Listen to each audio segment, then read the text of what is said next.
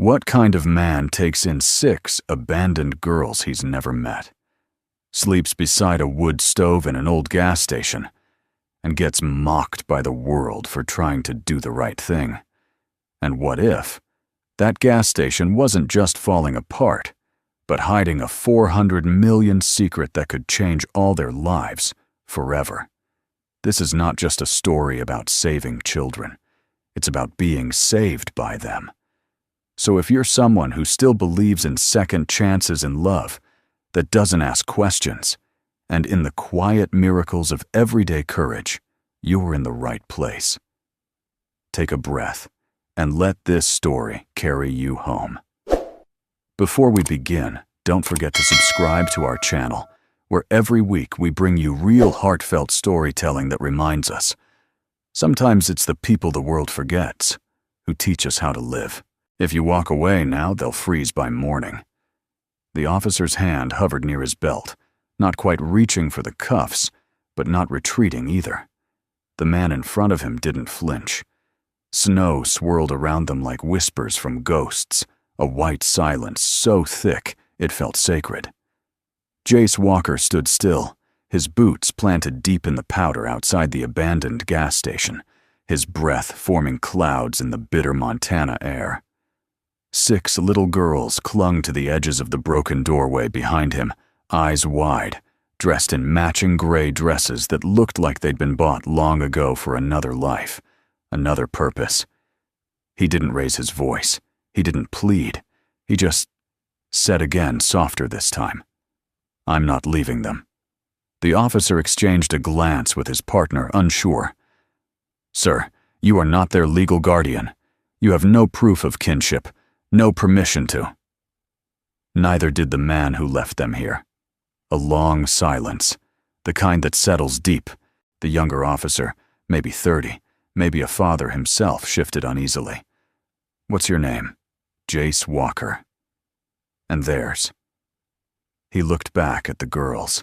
They stood in a neat line, now cold and unmoving, like porcelain dolls, their eyes following every movement with an eerie stillness. "They didn't have names when I found them," he said. "So I gave them ones that matter." He pointed gently as he named them one by one, like a father introducing his daughters to the world. "This is Hope. Next to her is Faith. That's Joy. Then Grace. Mercy. And the little one hiding behind the pump that's Glory." The officer stared. Something softened just a little in the wind-chapped face of the older one. "But protocol always wins. Sir, we're going to need you to come with us for questioning."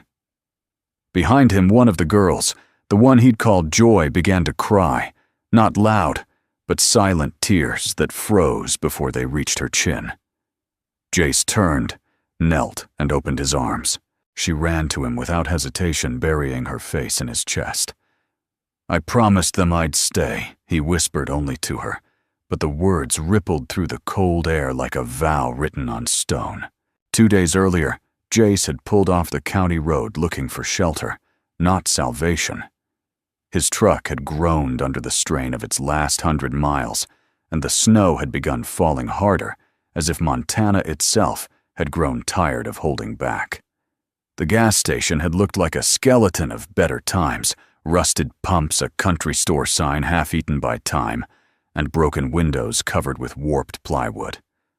The perfect kind of place for a man looking to be left alone. But when he'd kicked in the door to check for wild animals, he hadn't expected to find children. 6 of them, lined up in the back room like forgotten relics. Thin, silent. No shoes, no coats. Just those gray dresses and a look in their eyes that made his heart fracture without a sound. No food, no heat, no names, just the echo of someone else's cruelty and the impossible weight of what to do next. He could have called the cops then. He could have turned them in and walked away. Instead, he stayed. He built a fire from the splintered wood of the shelves, broke open a vending machine for crackers, and warm soda, wrapped the youngest Glory in his flannel, and held her until she stopped shaking. The next day, He drove 60 miles to the nearest town for canned soup shoes from a thrift store and something called quiet strength. He didn't know he had until that moment. Back in the present, the officers relented for now. "We'll be back," the older one warned. "This isn't over." Jace nodded. "It never is." After they left, he ushered the girls inside. The wind screamed behind them like a thing betrayed. Inside, the air was barely warmer, but the small wood stove in the corner gave off a faint orange glow. The girls huddled around it instinctively, like moths that had once forgotten what light looked like. He poured soup into 7 mismatched cups. 6 for them. 1 for him. He barely touched his. Glory. Her cheeks pink from the cold tugged on his sleeve. "Are you our daddy?" Now Jace blinked. Not from surprise, from the weight of it.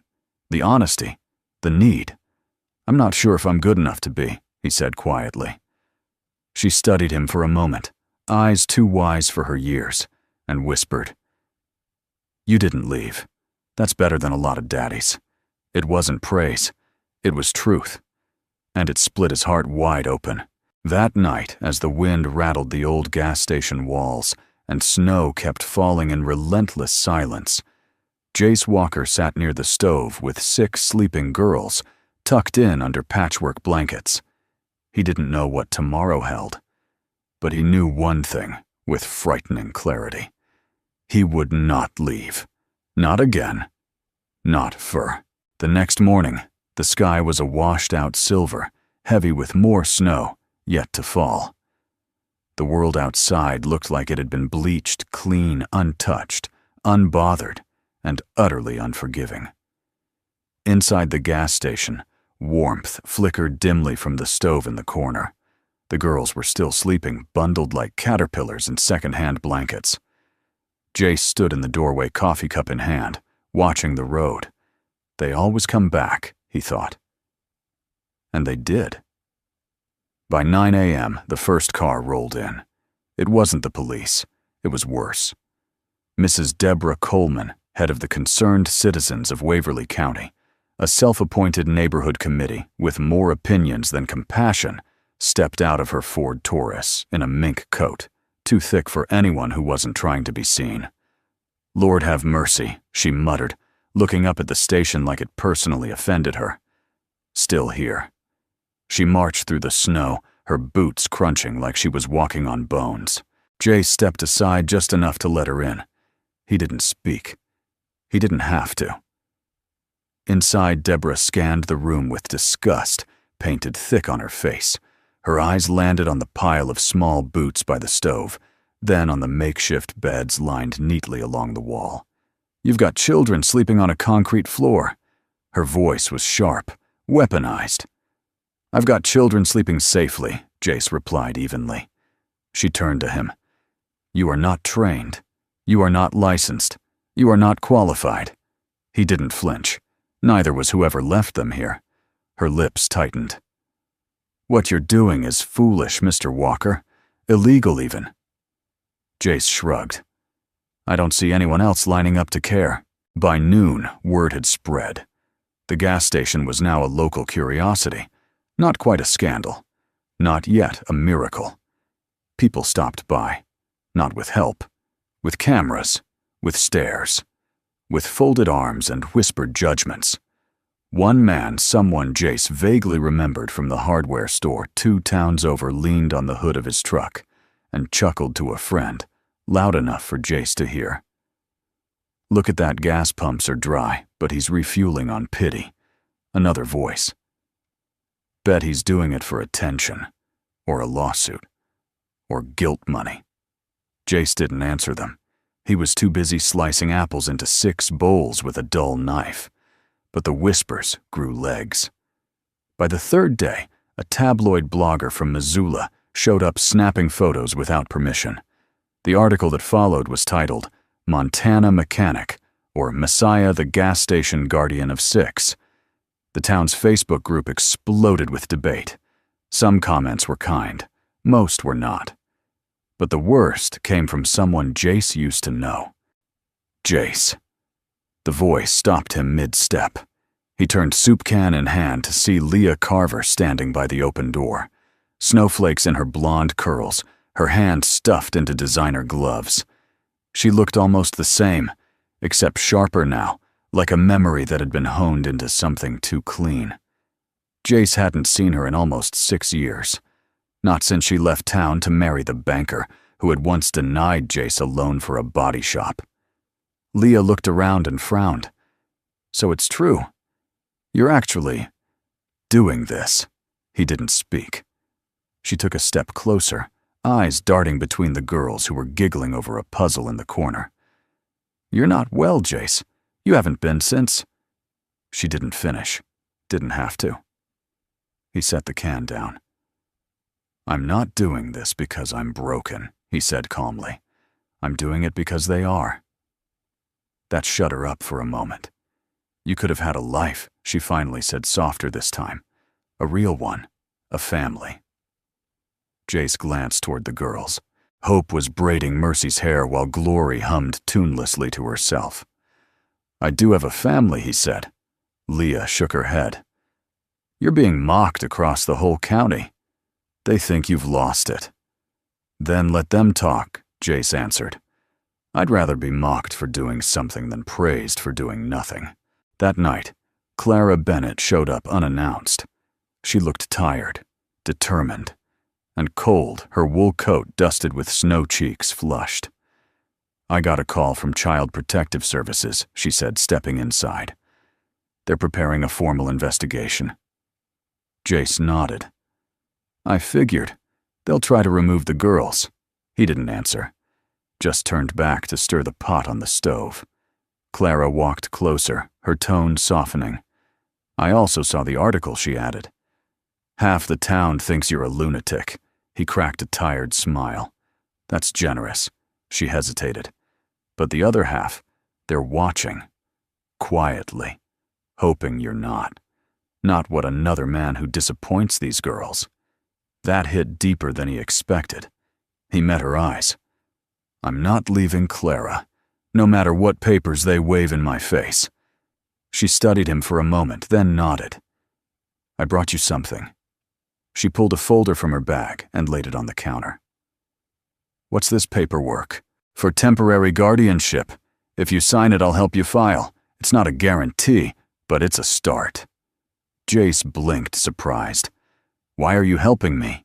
Clara looked over at the girls, now dancing to music only they could hear, then back at him. Because once, someone almost did this for me, and I've spent 10 years wishing they had. Later that night, as the gas station quieted and snow whispered down on the roof, Jace sat with pen in hand, staring at the paperwork Clara had left. He thought of the mockery, the whispers, the headlines. Then he looked up and saw 6 pairs of eyes watching him from under blankets, waiting, trusting. Not one of them had asked to be saved, but every one of them was hoping he wouldn't stop trying. He picked up the pen and signed his name.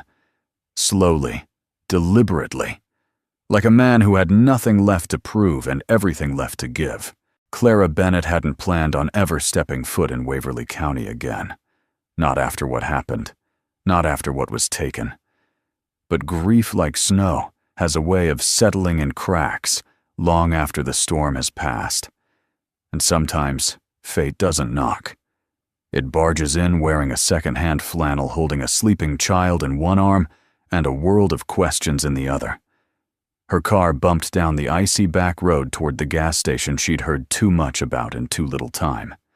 She'd read the comments, the articles, the whispers barely veiled as news. Single man. 6 girls. No documents. The kind of setup that made a seasoned lawyer's palms itch. But what got her wasn't the headlines. It was the photograph. Jace Walker seated on a milk crate, a girl asleep on his shoulder, 5 others curled near a wood stove.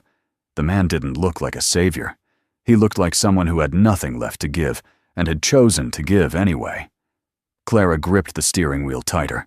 What kind of man signs away his freedom for 6 kids he doesn't know?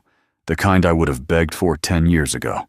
The gas station hadn't changed much since she last visited it, as a teenager sneaking sodas on hot summer afternoons. Back then, it smelled like gasoline and gum. Now it smelled like burnt wood soup. And something else. Hope. She parked beside a battered pickup, stepped out, and immediately cursed the wind that sliced across her legs like knives. The front door creaked open before she could knock. Jace stood there, sleeves rolled up, hair pulled back with a pencil, like he'd forgotten it was there. "Clara Bennett," he said, voice low. "Didn't think you'd come back." "Neither did I," she replied, brushing snow from her coat. "But I read the story, and I saw the signature." He stepped aside. "Come in. It's warmer than it looks." Inside the room buzzed with a quiet kind of life. The girls were scattered across a blanket fort made of broomsticks and patched quilts. Someone, probably Joy, was humming. The stove popped softly in the corner. Clara's eyes swept over the space. It was still rough, still cold, but clean.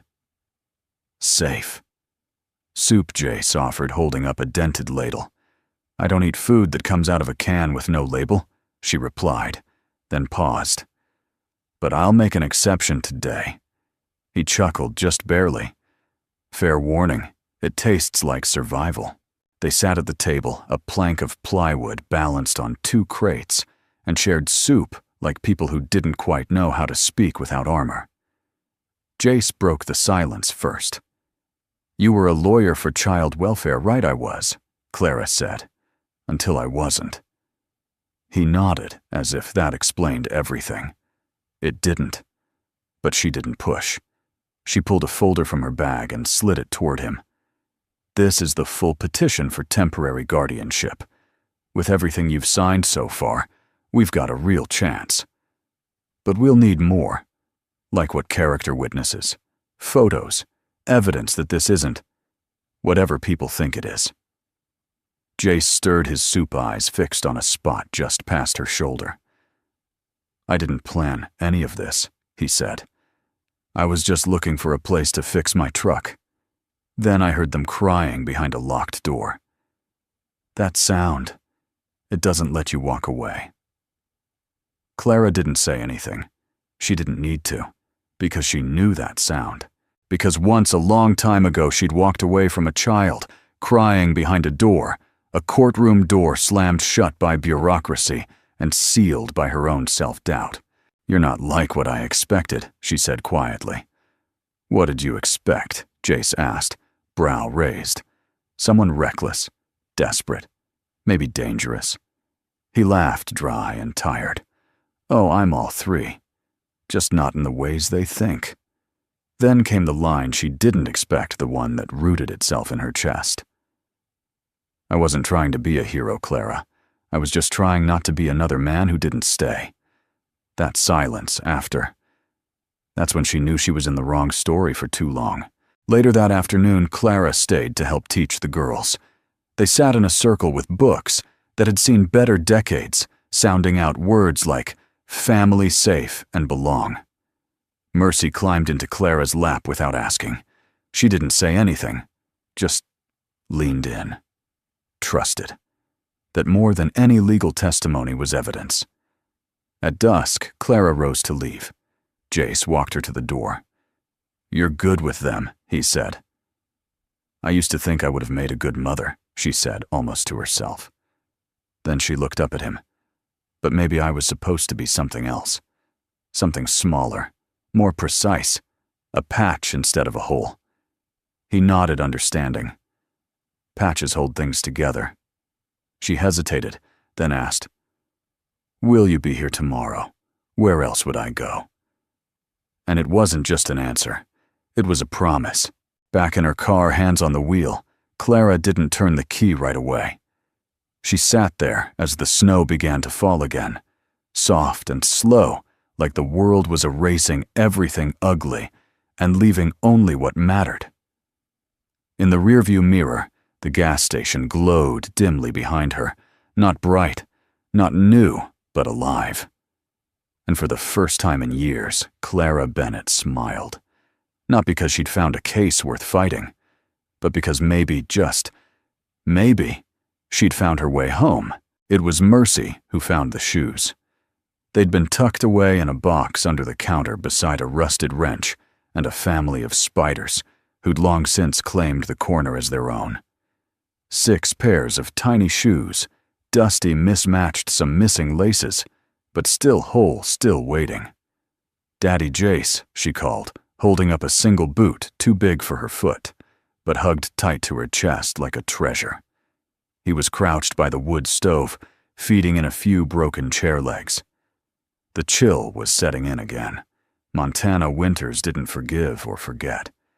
Jace turned, wiping soot from his hands. "Where'd you find that under the box with the spider?" she said, serious as a soldier.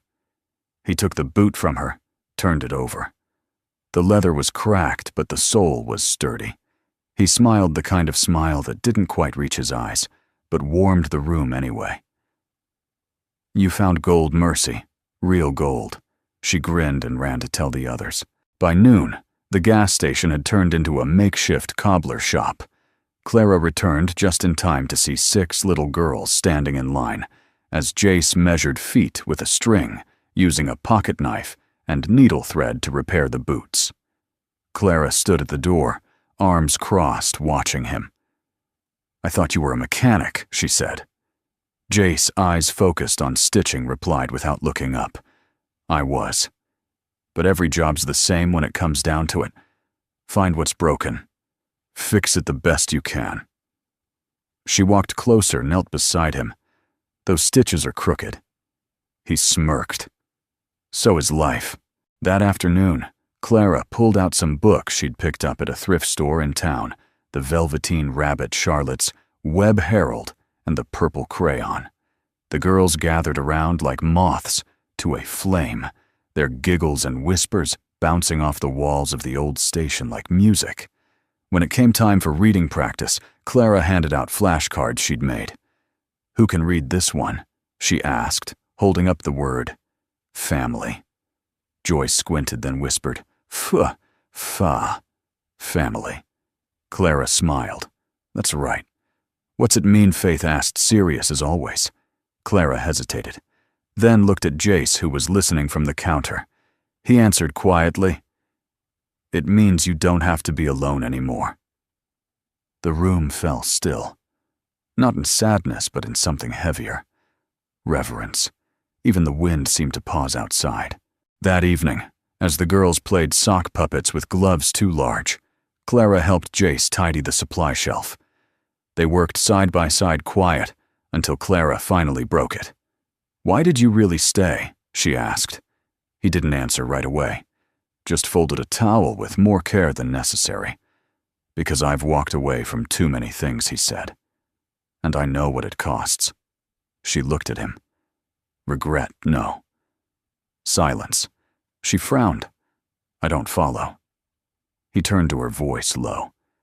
"When you walk away from something that matters, it follows you, but not with noise, not with reminders, just silence.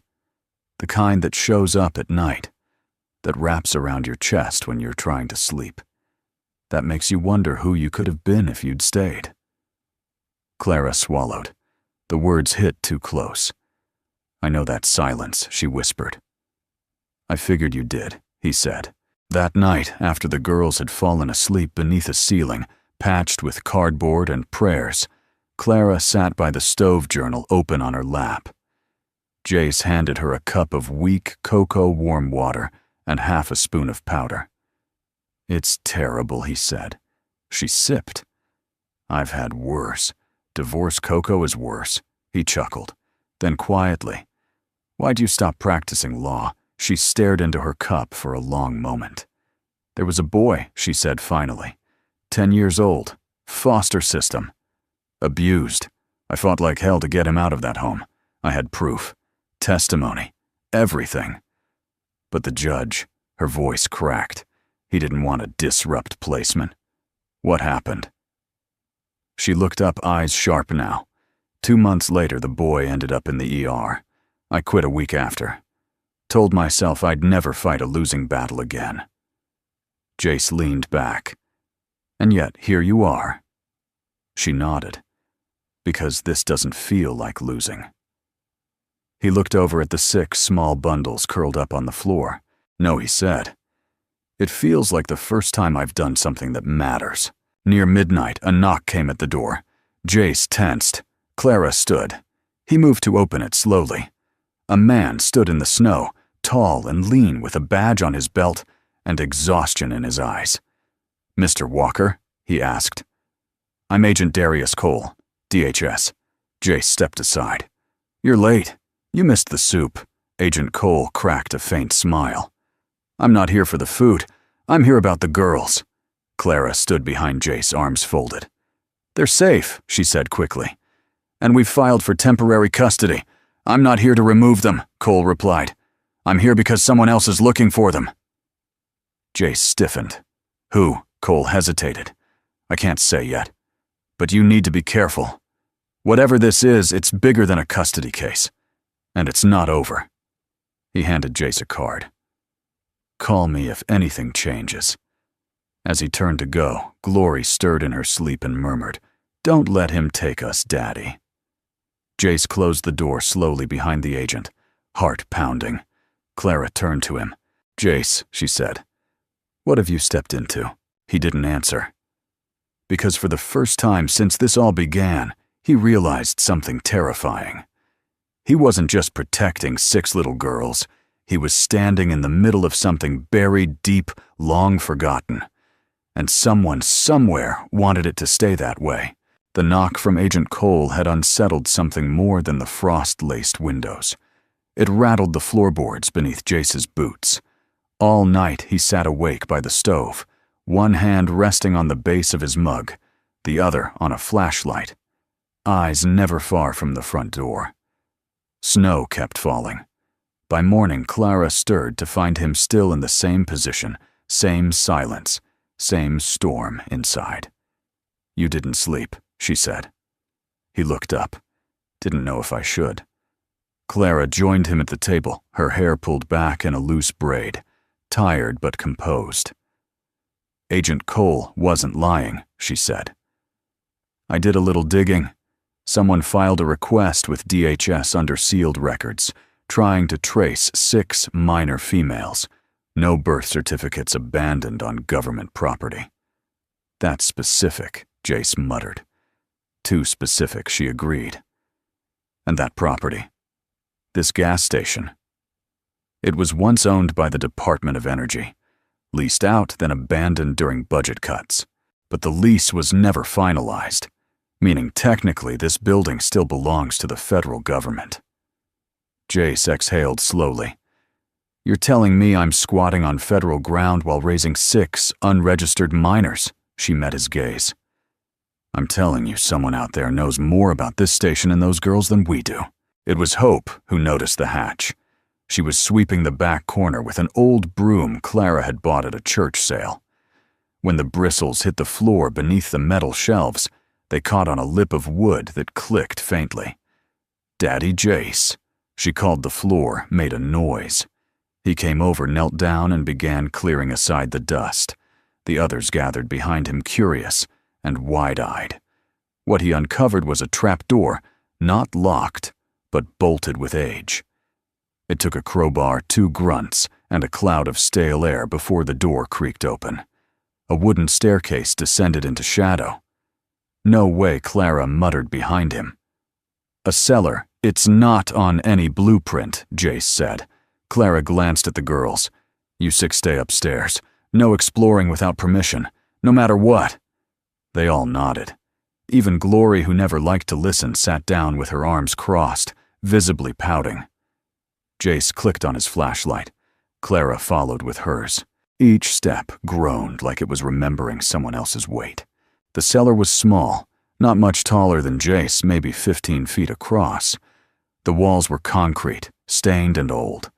But what drew their attention wasn't the room itself. It was the table. A solid metal desk bolted into the far wall with drawers sealed shut.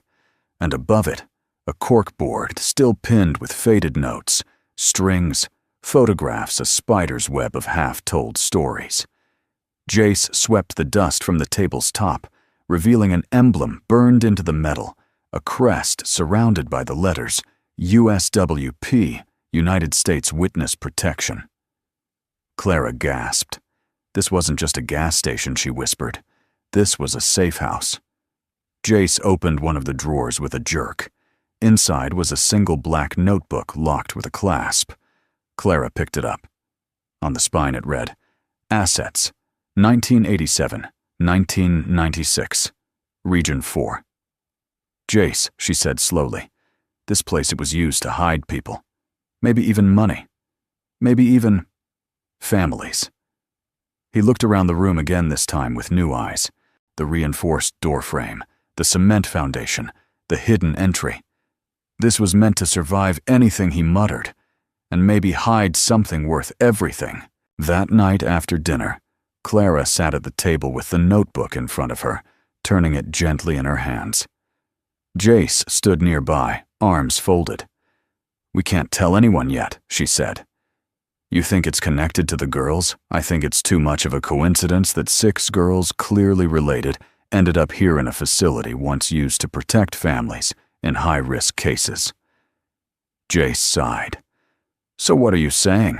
They're children of witnesses, or people who needed to disappear.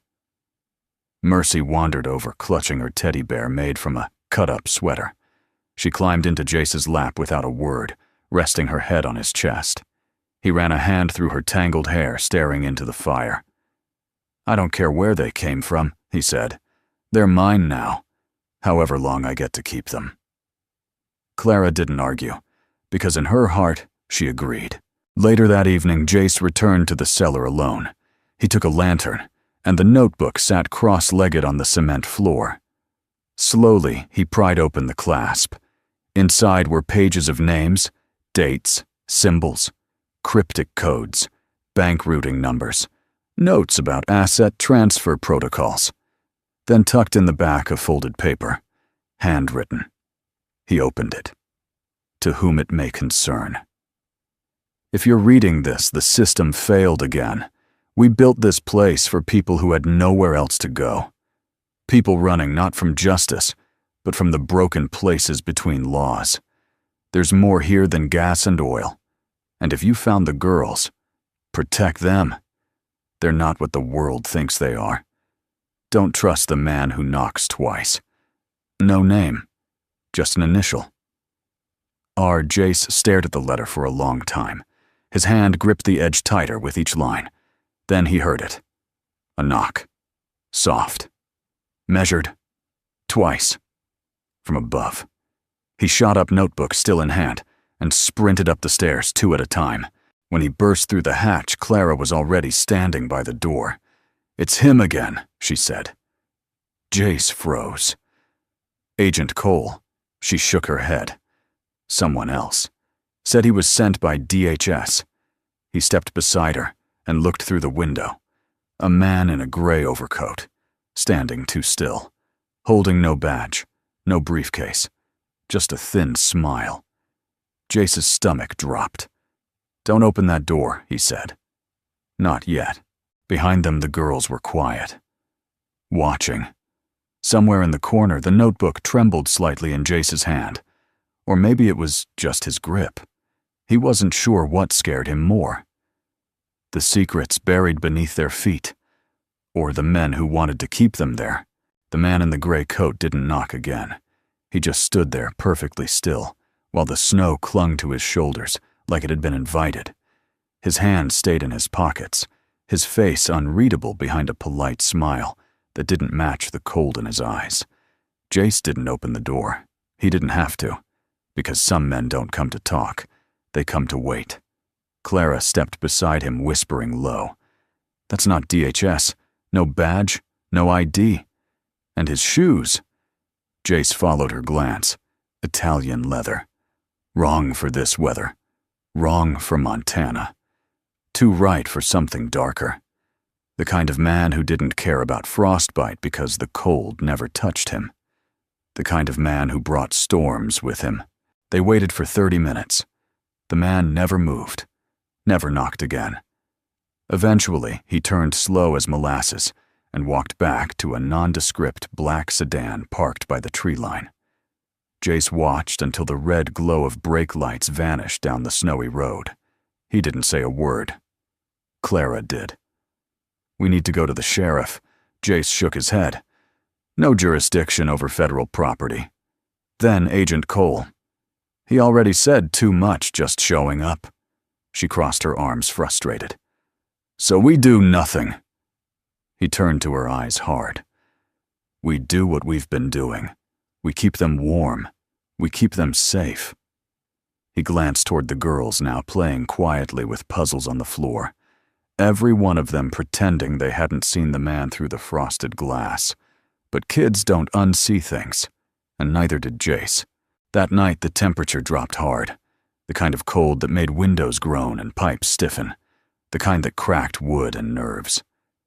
Jace double-checked every lock, reinforced the back door with a plank, pulled the girls' makeshift beds closer to the fire. The wind howled like it was warning them. Clara knelt by the stove, feeding it scraps of wood. "I called a contact in Helena," she said. "A woman who works in asset recovery for the Justice Department." I didn't give names, just asked if any dormant safe houses were ever tied to missing funds. And she didn't answer. She just said, "You're not the first one to ask this week." Then she hung up. Jace cursed under his breath. "She's scared," Clara added. "And we should be too."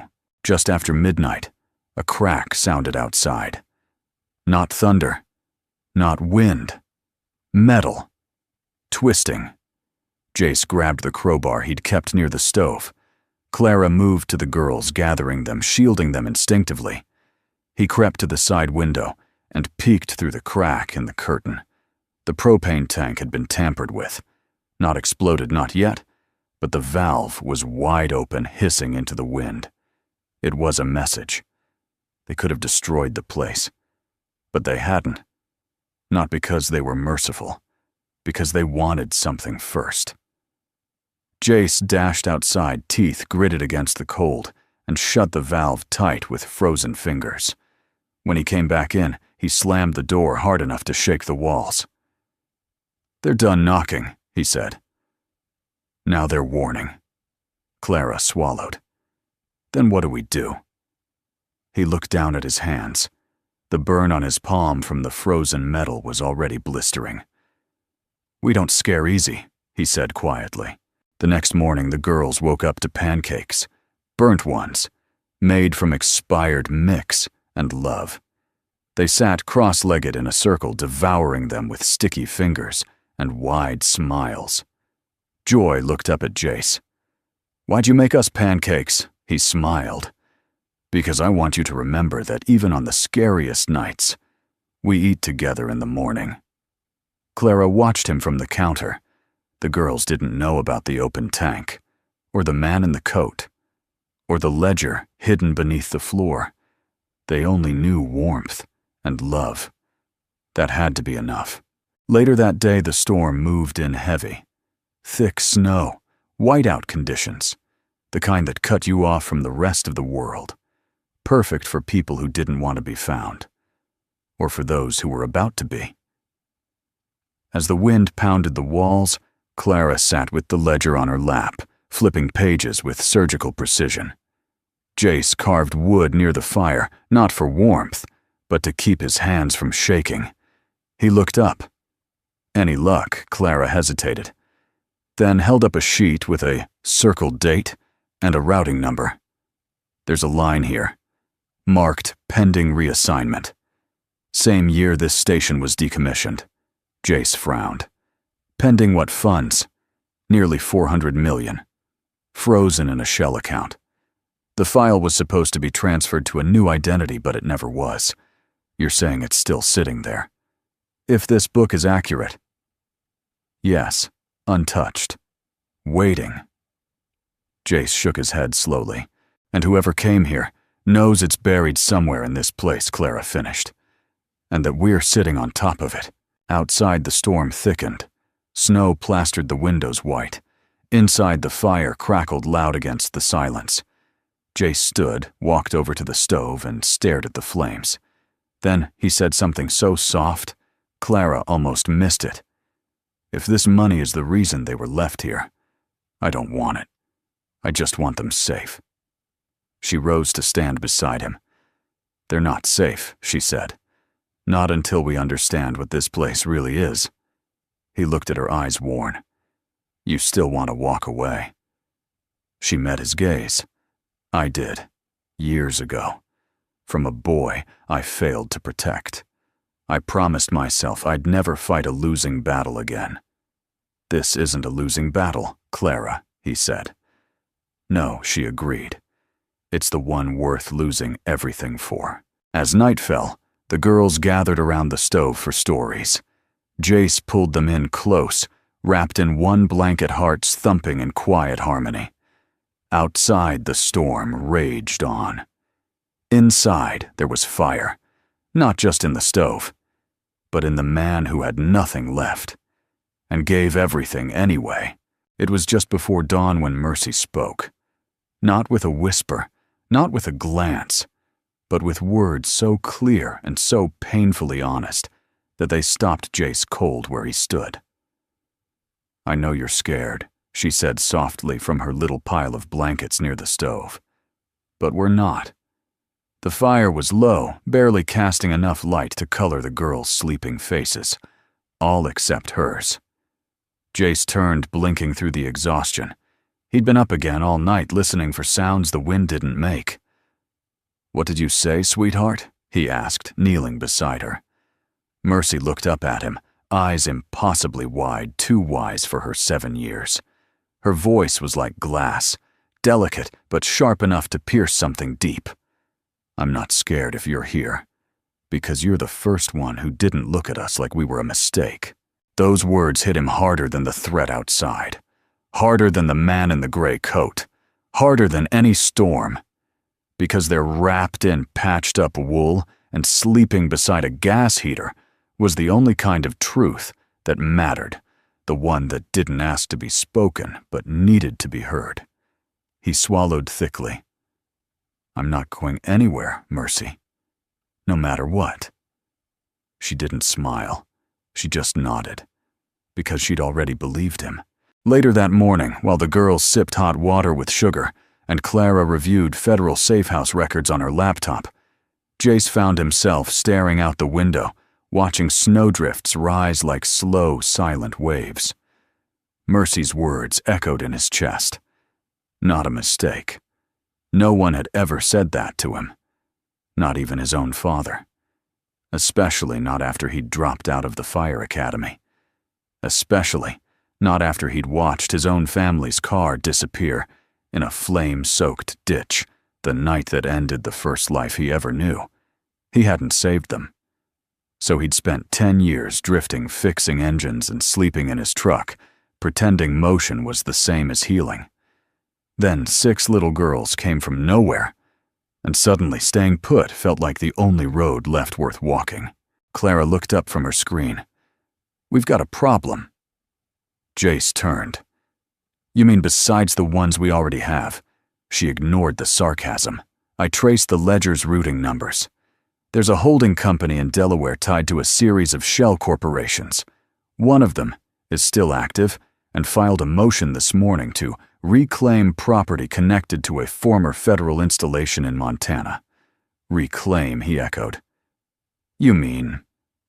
This, she nodded. The gas station, the land, everything under it, including what might be linked to the ledger. Jace stepped back, jaw clenched. Can they do that? With enough money and enough lawyers, Clara said. They can try. That afternoon, the snow paused long enough for Jace to step outside and fix the tarps that had been rattling in the wind. As he hammered a board back into place over the cracked window, he caught sight of something in the trees. A glint. Binoculars. He froze, hand tightening around the hammer. No movement followed, just the hum of wind. But that was enough. He stepped back inside, locked the door behind him, and pushed the old cooler in front of it for good measure. Clara looked up. We're being watched, She didn't ask how he knew. She just nodded and closed the laptop. That night, Jace gathered the girls together for a story. It was a tradition now, a soft comfort, an unspoken shield. Tonight they wanted something different. "Tell us about you," Faith said. "Yeah," added Hope, "before us." Jace hesitated. He'd never liked talking about them before. But Clara, sitting nearby with a cup of tea, gave him a gentle nod. So he told them. About the fire truck he'd trained on, about the badge he never earned, about the family photo he kept in the glove box of his old truck, cracked and fading, but never thrown away. And then he said, voice thick, "I came here, looking for a place to rest my bones. Did you find it?" Asked Joy, eyes wide. He looked at each of them, 6 little miracles, sitting in a circle of warmth in a broken world. "I did," he whispered. "I found you." Later, when the girls were asleep, Clara came to sit beside him by the stove. "Mercy's been talking more," she said. "She said something this morning," Jace replied. "Something I can't shake." Clara waited. She said I'm the first person who didn't look at them like they were a mistake. Clara exhaled. She told me something too, that she used to pretend to be asleep when the bad ones came, that if she stayed quiet enough, they'd forget she was there. Jace stared into the fire. "And now she sings in her sleep," Clara said, voice trembling. "That's what healing sounds like." They sat in silence for a long time. Then Jace turned to her. "Why are you still here, Clara? You could have walked away a dozen times." She met his eyes. No hesitation. "Because I needed to remember what it felt like to fight for someone again. To believe that maybe the good guys aren't all gone." He leaned back, gaze softening. "We're not. Just scattered. A beat." Then Clara smiled almost sadly. "You know you're going to lose this place, right? Legally, they'll find a way." Jace looked down at his hands, rough, calloused, cracked from the cold. Maybe he said, "But I'm not fighting for a building. I'm fighting for what it became." As midnight neared, Jace checked on the girls one last time. Mercy was curled beside Glory, her hand resting over the youngest's heart like a promise. He stood in the doorway, arms folded, chest heavy. Clara joined him quietly. "We need a plan," she said. "They won't wait much longer." He nodded. "We protect the girls. We hide the ledger. We make it clear that whatever they're after, they're not going to scare us out of it." Clara glanced up. "And what if they push harder?" Jace didn't blink. "Then I push back harder. Because no one is taking them from me. Not now. Not ever." Outside, the wind picked up again. But inside, Mercy's words still lingered, burned into the wood and walls, and the man who had been lost for far too long. "You're the first one who didn't look at us like we were a mistake." The courtroom wasn't much to look at. Fluorescent lights buzzed overhead, flickering like they couldn't decide whether to die quietly or scream. The walls were beige, the chairs were plastic, and the heating system had given up trying sometime around 1996. But to Jace, standing in a borrowed suit, 2 sizes too big with a knot in his tie, as tight as the one in his gut, it may as well have been the Colosseum. Clara stood beside him, poised and resolute in a dark blazer, eyes sharp behind thin-framed glasses. She hadn't practiced law in years, but the moment she stepped into that courtroom, it was as if something inside her reawakened something fierce, something protective. The girls weren't present. They were back in Waverly, staying with a kind neighbor Clara trusted from her childhood, Miss Langley, a retired librarian who believed in cookies, firm hugs, and Jesus in equal measure. But Jace felt them with him. Every breath, every heartbeat, every word about to be spoken in a system that didn't know what to do with a man like him. The opposing counsel was slick, the kind of lawyer whose suit probably cost more than Jace's truck. He represented the trust that now claimed ownership of the gas station, and by extension, any minors residing on the property. The judge, a silver-haired man with a mild temper and deep eyes, looked over his glasses at the room. We're here today to determine whether temporary guardianship should be granted to Mr. Jace Walker over 6 minor children of unknown parentage currently residing in an unlicensed facility on contested land. Ms. Bennett, you may begin. Clara stepped forward. Your Honor. She said, her voice calm. This isn't a case about legality. This is a case about humanity, about whether the law remembers what it's supposed to serve. She turned toward Jace. This man, a mechanic, a widower, a man with no political power or financial leverage, found 6 children abandoned in the middle of a Montana winter. He didn't call the news. He didn't look for attention. He didn't leave. She paused, letting the silence sink in. He stayed. Across the aisle, the opposing lawyer rose. Your Honor, while the narrative is heartwarming, it doesn't change the fact that Mr. Walker lacks any credentials, legal documentation, or background in childcare. The land he occupies is under federal review. These children are undocumented. This isn't guardianship, it's squatting with minors. Clara didn't flinch. May I respond? The judge nodded. She turned back, her voice rising stronger now. What's legal isn't always what's right. Mr. Walker may not have paperwork, but I have affidavits from 3 social workers who visited that station and found those children fed, warm, safe, and loved. She walked toward the bench.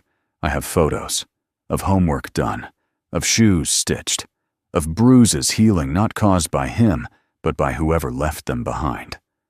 Her voice softened. But most importantly, I have their words. One girl, Mercy, said to me, "He's the first person who didn't look at us like we were a mistake." A hush fell over the courtroom. Not even the buzzing lights dared interrupt. Afterward, Jace sat alone outside the courthouse steps, while Clara stayed inside to finalize filings. The sky was gray, the kind of cold that seeped into bones, but Jace barely noticed. He looked down at his hands, rough, calloused, one knuckle split from where he'd jammed it, fixing the wood stove last week. He'd never imagined holding a child's hand with these. Never imagined those same fingers would sign legal documents declaring him a father to 6 girls who weren't his by blood, but by something deeper. By choice. Clara joined him an hour later, her cheeks pink from the wind, a thin envelope in her hand. She handed it to him. The judge granted temporary guardianship. He stared at her. He did. She nodded. 60 days. Enough time to build a stronger case. We'll need birth records if we can find them. DNA testing. More support. But for now, you're officially their guardian. Jace didn't speak for a moment. His throat tightened. Thank you, he whispered. Clara sat beside him. I didn't do this for you. He looked over confused. I did it for them, she said. Then softer.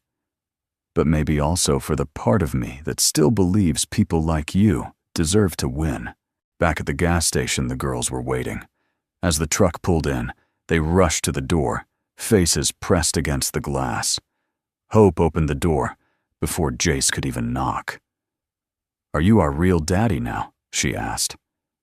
Jace knelt, holding out the paper. For now, he said. And I'm going to fight like hell to make it forever. The girls screamed not words, just joy, and dogpiled him in the snow. He let them. He let himself laugh. He let himself feel it. And for the first time in years, he didn't feel like he was failing someone. That night, Clara stood at the window watching the snow begin again. Jace stood beside her, holding a mug of coffee gone cold. They'll come back, he said. Whoever they are. The ones who think they own this place. Clara nodded. Let them. We've got something they don't. What's that? She turned to him, her smile gentle and sure. 6 reasons no one here is giving up, he chuckled. Clara, he said, after a pause, do you ever miss who you used to be? She thought for a long moment. "No," she said. "I just miss who I never got to be." Jace looked at her, really looked, and realized he wasn't alone in carrying ghosts. "We can still become that person," he said. She turned toward him. "I know," she whispered. "That's why I stayed." They found it by accident, which Jace would later reflect was how all the best things in his life had come to him, unexpected, uninvited, and utterly life-altering. It was Faith who saw it first. The snow was melting slightly that morning, and she'd wandered outside near the old propane tank, tracing shapes with a stick in the slush, while the others played hopscotch with chalk lines drawn on the concrete floor inside.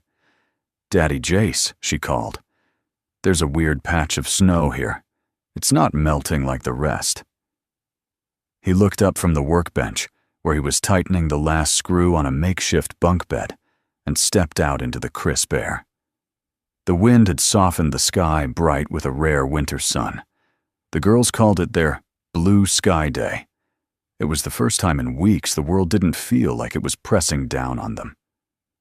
Faith pointed toward the patch, a rectangular outline oddly symmetrical, the snow thinner than the surrounding ground, almost like the earth had been disturbed. Jace knelt, brushing back the slush. His fingers struck something hard. Metal. He cleared it carefully. A latch, bolted into a small, flat panel buried beneath years of dirt, snow, and secrecy. His heart began to thump. He called for Clara. They pried it open together with the crowbar, both of them kneeling in the wet ground, hearts racing as if they were unearthing something not meant to be found. Beneath the hatch was a narrow tunnel just wide enough for one person to crawl through. Jace lowered himself in first flashlight, clenched between his teeth, boots scraping the sides. At the end of the short crawl was a chamber concrete-lined, dry, and sealed. Inside sat a single heavy-duty metal case, locked with a biometric scanner long since powered down. But there was a secondary latch, mechanical, old school. Jace took out his multi-tool and went to work. It opened with a creak that echoed like a scream. Inside were three things: a sealed envelope with a government seal from 1996, a thick black binder labeled Heartland Trust Final Transfer Documentation, and a USB drive in a protective case labeled only for emergency reinstatement. Region 4. Clara's hands trembled as she lifted the binder. "Oh my God," she breathed. "This isn't just about money. This is asset control." Jace looked over her shoulder. The paperwork detailed dormant financial holdings, encrypted transfer instructions, and legal rights associated with $400 million in various frozen accounts tied to witness protection overflow funds from post-Cold War initiatives. "It's been sitting here for decades," Clara whispered, "waiting for someone with the right access. Or maybe someone with the right intentions." Jace opened the envelope. Inside was a letter. To the one who stayed. "If you're reading this, you've probably already found the girls. That means someone didn't finish what we started, and now the responsibility falls to you. This money was never meant to disappear. It was meant to rebuild, to protect those who would never be protected by the system. You don't owe us anything. But if you choose to take up the mantle, know that you have more power in your hands than any law or badge could give you. Use it well. Use it wisely." ORHR.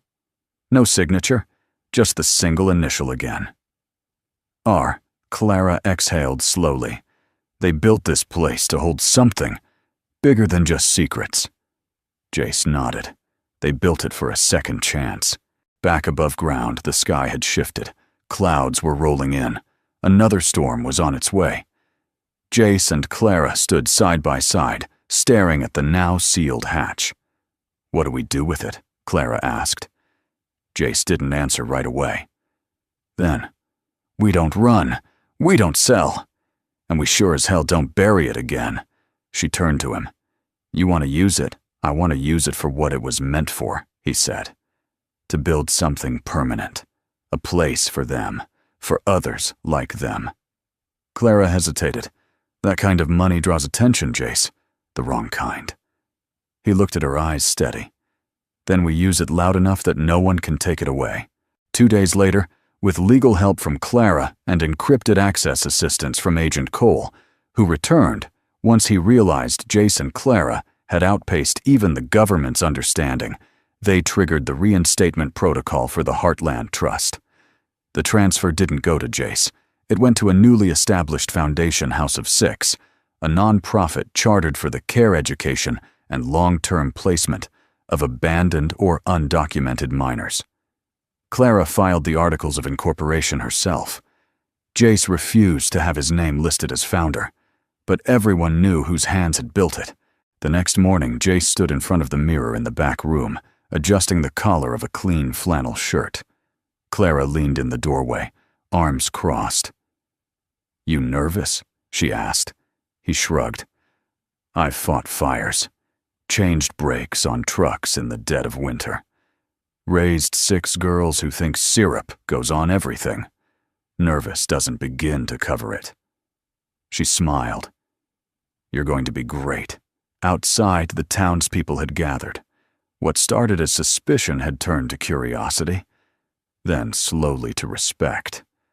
Stories had spread the man who saved 6 girls, who turned a broken gas station into a sanctuary, who stood in court and didn't flinch.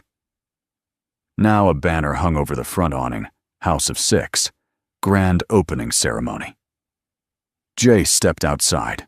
The wind hit his face, but it wasn't biting anymore. The girls were waiting, dressed in mismatched dresses, hair neatly braided by Clara, eyes shining. Hope ran forward, grabbing his hand. "Ready?" He nodded. "Yeah." The microphone squeaked as he stepped up to the podium. He cleared his throat. "I didn't plan this," he began. "Didn't ask for it. Didn't think I deserved it." He looked at the girls, now seated in a row, legs swinging under folding chairs. "But life has a funny way of putting what matters right in front of you when you least expect it." He held up the ledger. "This place, this land, this money, it's not mine. It never was. It belongs to the ones the world forgot. And from now on, it's going to remember them. Because family isn't blood. It's who stays, who shows up when no one else does." His voice caught. "And if you're lucky enough to be given a second chance, the only thing left to do is build something worth never losing again." As he stepped down, the crowd stood. Clara met him with a smile and a quiet, steady hand in his. And above them, the sky broke open with snow. Not like a threat this time, but like a blessing. Soft, gentle, a gift buried in white. They danced barefoot, not because they had to, but because they wanted to. Because in that moment, there was no pain in their feet, no cold in the floor, no weight in their hearts. Just music. The song came from an old record player someone had donated from a church rummage sale. It crackled like fire, soft and imperfect, and somehow perfect for that day. Jace had tried to fix the speaker twice and failed both times. But the girls didn't care. To them, the pops and hisses were part of the magic. They'd been practicing for weeks. Secretly. In the back room, when Jace and Clara were filling out paperwork or repairing insulation. They'd choreographed it themselves, hope leading the counts, joy spinning too many times, faith always a beat ahead, and mercy constantly checking to see if she was getting it wrong. Glory insisted she needed a ribbon, and Grace, though still limping slightly from an old injury, never missed a step. And on that cold spring morning, in front of 50 people seated on folding chairs in the old parking lot of a once-abandoned gas station, they danced. Jace stood near the edge of the makeshift stage, a platform made from old pallets and plywood, his hands shoved deep into the pockets of a jacket Clara had found for him at Goodwill. He watched them jaw, tight eyes, bright. He didn't cry. Not then. Not until Mercy reached the final move, a soft spin followed by an open-armed pose, and looked directly at him, smiling the kind of smile that said, "See, I belong to someone now." Then the tears came slow and quiet, not out of sadness, but because for the first time in years he felt like he was standing in the middle of something sacred. Not a stage, a resurrection. Clara stood beside him dressed in a navy coat with gloves tucked into the pocket. She watched the girls with a look Jace had come to recognize. Pride, yes, but something else too. Healing. He leaned in close. "They did that for you, you know?" She looked over surprised. "I heard them last week. They said Miss Clara doesn't smile enough, so they made up a dance to make her happy." Clara laughed a sound she hadn't made in a long, long time. "Well," she whispered, "mission accomplished." After the performance, the crowd applauded until their hands were red. Local press took photos. Miss Langley handed out juice boxes and cookies shaped like stars. Someone from the mayor's office offered to help get the foundation state-level recognition.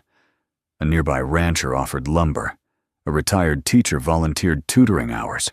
Goodness rippled like water. The kind of quiet miracle Jace had stopped believing in, until 6 little girls showed him it was still possible. Later that evening, as the sun dipped behind the mountains and cast long golden light across the station walls, Jace sat on the front steps with Clara beside him and the girls playing tag in the field behind them. They'd built a small fence, a swing, a future. Jace exhaled slow and full. "I never thought I'd see this," he said. Clara didn't ask what he meant. He gestured toward the girls, now nothing like the trembling, silent figures they'd been in the first week. Now they laughed freely, fell into the grass, got back up, screamed each other's names with reckless joy. "They're not just alive," he said. "They're living." Clara nodded. "You gave them that?" He shook his head. "No. They gave me that. I was just surviving before they showed up." She looked at him, eyes soft, and now he turned to meet her gaze. "Now I know what it means to stay, to build, not run." A pause. Then she whispered, "Do you ever think we're allowed a second chance, too?" He didn't answer right away. Instead, he took her hand, slowly, gently, like asking permission from the wind, and said, "I think this whole place is a second chance, for all of us." That night, the girls insisted on sleeping in one big pile in the living room. They brought out their pillows and blankets and stuffed animals. They told scary stories that weren't scary. They asked Clara to sing, and she did even though she hadn't sung aloud in 15 years. When the last light dimmed and the soft breath of sleeping children filled the air, Jace stood quietly near the stove, watching the embers glow. Clara came up behind him barefoot, wrapped in a quilt. "They're safe," she whispered. He nodded. "For now." She rested her head against his shoulder. "You don't have to carry it all, you know." He sighed. "Feels like I do." "Then let me carry some," she said. "We're not alone anymore." The next morning, Jace woke to the sound of birds. Actual birds. Not wind, not trucks, not fear. Hope was curled up at his feet, a crayon still in her hand. Beside her, a drawing 6 stick figures, holding hands with a tall one in the middle, marked Daddy J in uneven scrawl. He picked it up, smiled, folded it gently, and tucked it into his shirt pocket. Later, he stepped outside. The world was quiet, peaceful, and above the field where the girls had danced and laughed and healed, the first buds of spring had broken through the snow. Tiny wildflowers, white, fragile, hope blooming through the frost. He knelt, touched one gently, then looked up at the sky and said the words he hadn't dared to before. "Thank you for not letting me give up, for sending me 6 reasons to stay." Years later, when people asked Glory Walker where she grew up, she never said Montana. She said, "At a gas station where love lived." It confused most folks. But if they were patient, if they waited long enough, she'd tell them the story. Not just of the building with peeling red paint and rusted pumps, but of the man who chose to stay, and the woman who remembered how to fight, and the 6 little girls who were never anyone's mistake. She'd tell them about that first winter, about the nights the wind roared so loudly it sounded like the world was splitting open, about the pancakes burnt on one side, and the stories by the stove, and the day they all danced like they were made of sunlight. But most of all, she told them about the moment that changed everything. The day the papers arrived. Jace hadn't expected the envelope. He'd almost missed it buried under a stack of donations and supply lists, a government seal stamped clean on the front. Inside were 6 birth certificates, filed, processed, legal. No parents listed. But beside Guardian, one name appeared over and over again, Jace Matthew Walker. And beneath it, in Clara's careful handwriting, adoption finalized. He stared at the page so long, Clara thought he hadn't understood. Then he pressed it against his chest and laughed a deep, cracked sound that carried down the hallway like thunder made of joy. The girls were in the yard chasing chickens someone had gifted them. Jace ran out barefoot, still holding the envelope, and shouted, "Hey, you're stuck with me now." They screamed, tackled him into the grass, and all 6 chanted, "Daddy Jace, Daddy Jace," until their voices cracked with laughter. Glory, the youngest, climbed onto his chest and looked down at him, hair-tangled eyes bright. "Can we stay forever now?" He nodded. "Longer than forever, kiddo." The gas station changed, but not too much. They kept the pumps, repainted them turquoise. The old sign was restored and flipped. One side still said, "Walker's Garage." The other now read, "House of 6, Community Center and Shelter." The cellar remained locked, its secrets honored. The funds had been transferred to a public trust under the oversight of 3 independent boards. No corruption. No greed. Just goodness, protected by law, and by the memory of what almost happened, when power fell into the wrong hands. Jace used some of the money to hire a teacher. Clara reactivated her law license permanently, opening a free legal clinic on site. They built a library from salvaged wood, a greenhouse, a second stove. No one was turned away, especially not the broken. When the girls turned 16, they asked to take their last names legally as Walker Bennett. Hope said it first, because it took 2 people to give us a future. Clara cried. Jace did too, but blamed the onion he was chopping. The judge signed the paperwork on a sunny Tuesday. That night, they celebrated with root beer floats and a playlist full of songs they had danced to since they were small. Glory grew up quiet, but sure. She loved words. Loved the way they tasted when spoken aloud. Loved the way Jace read Charlotte's Web like it was Shakespeare. Loved the way Clara wrote notes in the margins of her novels, underlining every phrase that said you are worthy. When she turned 18, she packed her notebook and left for college in Oregon, the first in the family to leave, and the first to return every holiday without fail. On her graduation day, she wore a white dress and gave a speech that ended with this: "My home didn't have white fences or chandeliers. It had duct tape and soup cans and a fire that never went out. My family didn't come from blood. They came from choice. And I am who I am because someone chose to stay." The audience stood, but it was Jace in the back row who clapped the loudest his hands, rough his eyes full. That summer, Glory returned home to finish the book she'd been writing since she was 12. She called it A Home Named Glory. It wasn't about her, not really. It was about the man who refused to walk away, and the woman who remembered how to hope, and the 6 girls who didn't need to be saved, just seen. She wrote it in the back room of the station, the same place they used to pile blankets and build pillow forts. Jace would check in every evening bringing hot tea or cookies, or once a hammer, because he heard something rattle and couldn't help himself. Clara edited the first draft. She cried through most of it, but left precise comments in the margins like, "This part sings, and don't soften this truth, it's earned." When the book was published, it made the rounds quietly. At first local libraries, small bookstores. Then someone shared a quote on social media. "Family is the place where someone stays when they could have left." It went viral. Then the story did too.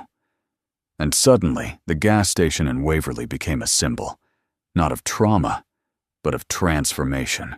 On Jace's 60th birthday, the town held a surprise celebration. Clara led the planning, the girls organized the food, and someone brought a cake so big it needed 2 tables. During the speeches, Glory took the microphone.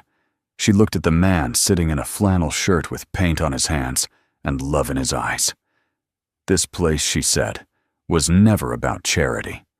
It was about choice, about showing up, about the kind of miracle that doesn't look like light from the sky, but like someone fixing your shoe and calling you by name. This is our home, not because of the walls, but because of the hearts that built it. Jace wiped his eyes and whispered to Clara. "Think I earned my badge," yet she leaned in, kissed his cheek. "You earned a lifetime's worth." And when people asked Glory where she grew up, she always smiled.